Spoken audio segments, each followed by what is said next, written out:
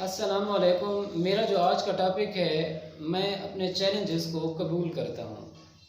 ایک انسان کس طرح سے اپنے چیلنجز کو قبول کر کے کامیاب ہو سکتا ہے، اور ایک نوجوان جو اپنے چیلنجز کو قبول نہیں کرتا وہ دنیا کی دوڑ میں کیسے پیچھے رہ جاتا ہے۔ میں اپنی بات کی مزید ایکسپلینیشن کرنے سے پہلے آپ تمام دوستوں سے گزارش کروں گا جن دوستوں نے ابھی تک میرا چینل سبسکرائب نہیں کیا وہ میرا چینل سبسکرائب کر لیں تاکہ میری مزید آنے والی ویڈیوز آپ لوگوں تک پہنچ سکیں۔ میری تمام دوستوں سے ایک ہمبل ریکویسٹ ہے کہ اپنی قیمتی رائے کمنٹس کی فارم میں لازمی چھوڑیں تاکہ میں اپنی کریشن کو مزید اسٹرانگ کر سکوں۔ میں اپنے چیلنجز کو قبول کرتا ہوں، یہ ایک نوجوان کی زبانی ہے۔ ایک دن ایک نوجوان خاموشی سے بیٹھا ہوتا ہے۔ اس کے دل میں ایک سوچ آتی ہے کہ میں سوسائٹی میں خود کا مقام یا ڈگنیٹی پیدا کیوں نہیں کر پا رہا۔ میں سوسائٹی میں یا سوسائٹی کو جس طرح سے مجھے ایکسیپٹ کرنا چاہیے اس طرح سے ایکسیپٹ کیوں نہیں کر رہی۔ وہ خود سے سوال و جواب کیے جا رہا تھا۔ اچانک اس کے ذہن میں ایک اہم سوال آتا ہے کہ سوسائٹی جو چیلنجز بناتی ہے اصل میں ہمارے لیے وہ ہماری جیت کا راستہ بناتی ہے۔ چیلنجز ہی انسان کو سکھاتے ہیں کہ جو جیتا وہ سکندر۔ اب نوجوان جو ہے یہ سوچتا ہے کہ چیلنجز کو ایکسیپٹ کیسے کرنا چاہیے۔ اس بات کی وضاحت کو سمجھنے کے لیے وہ تاریخ کے اوراق کا مطالعہ کرتا ہے۔ اسے پتہ چلتا ہے کہ 18 جولائی 1918 کو براعظم افریقہ کے اندر پیدا ہونے والا ایک سیاہ فام جس کا نام نیلسن مینڈیلا تھا، وہ اپنی زندگی کے 27 سال جیل میں گزارتا ہے۔ ان 27 سال میں اپنی زندگی کے تمام چیلنجز کو ایکسیپٹ کرتا ہے۔ جب وہ رہا ہوتا ہے تو دنیا کی تاریخ میں پہلی مرتبہ جنوبی افریقہ کے اندر پہلا سیاہ فام صدر کے عہدے پر منتخب ہوتا ہے۔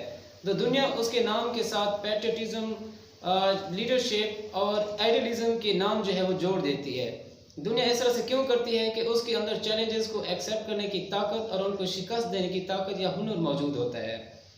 ایک اور شخص جو کہ 8 جنوری 1942 کو برطانیہ کے اندر پیدا ہوتا ہے، جسے میں اور آپ سٹیفن ہاکنگ کے نام سے جانتے ہیں، اسے اللہ تعالیٰ ظاہری طور پر تو معذوری دیتے ہیں، اس سے امید اور نعمت ہر طرح کی چیز چھین لیتے ہیں، پر ایک اس کے اندر اللہ تعالیٰ طاقت رکھتے ہیں اور وہ طاقت ہوتی ہے اپنے چیلنجز کو قبول کرنا اور ان کو شکست دینا۔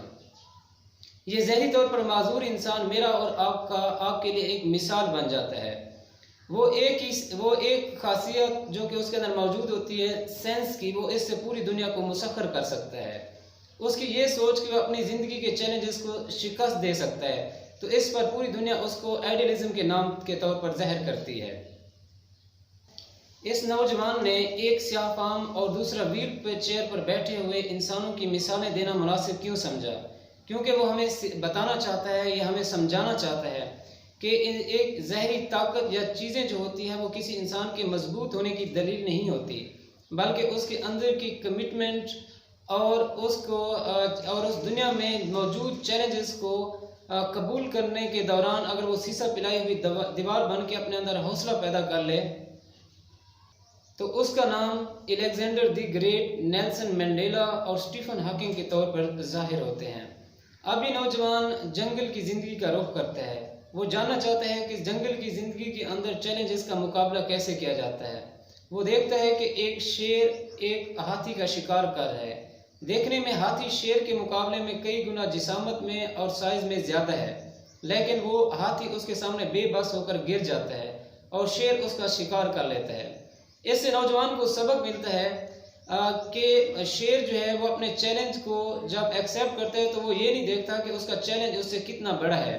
اس لیے انسان کو جب وہ اپنے چیلنج کو ایکسیپٹ کرے تو اسے یہ نہیں دیکھنا چاہیے کہ اس کا چیلنج اس سے کتنا بڑا ہے، بلکہ کسی بھی انسان کی زندگی میں چیلنج بڑا نہیں ہوتا بلکہ اس کی کمٹمنٹ اور اس کا حوصلہ جو ہے وہ بڑا ہوتا ہے۔ یہ نوجوان ہم خود کو اور ہمیں بتانا چاہتا ہے کہ زندگی مسلسل کوشش کا نام ہے اور کوشش کے اندر مختلف چیلنجز کا سامنا کرنا پڑتا ہے۔ جو انسان چیلنجز کا سامنا نہیں کرتا وہ زندگی میں کامیاب نہیں ہو سکتا، اور جو انسان ان چیلنجز کے سامنے اپنے ہتھیار ڈال دیتا ہے وہ دنیا کی دوڑ میں بہت پیچھے رہ جاتا ہے۔ میں امید کرتا ہوں کہ اس نوجوان کا جذبہ اور انسپائریشن میرے آج کے نوجوان میں چیلنجز کو ایکسیپٹ کرنے اور اپنا دنیا میں کھویا ہوا مقام حاصل کرنے میں بہت اہم کردار ادا کرے گا۔ Thank you for watching my video. السلام علیکم۔